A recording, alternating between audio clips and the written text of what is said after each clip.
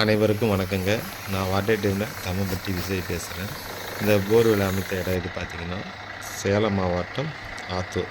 ஆத்தூர்லேருந்து ஒரு 10 கிலோமீட்டர் அவுட்டில் பொங்குவடைன்ட்டு ஒரு கிராமம் இருக்குங்க. இந்த நம்ம ட்ரில் பண்ண இடத்துலேருந்து சரௌண்டிங்கில் பார்த்தீங்கன்னா, வெறும் ட்ரையான ஏரியா தான். போர்வெல் யார் அமைச்சாலும் 900 அடி, 1000, 1100, 1200 அப்படி அமைச்சாலும் போதுமான தண்ணி கிடைக்கிறதில்ல. ஏன்னா குடிக்கயே இவங்க என்ன சொன்னாங்க பாட்டிக்காரங்க, "குடிக்கவே தண்ணி இல்ல. எனக்கு ஈரமண்ணு வந்தா கூட போதும் இந்த ஏரியால" அப்படின்னு கேட்டாங்க.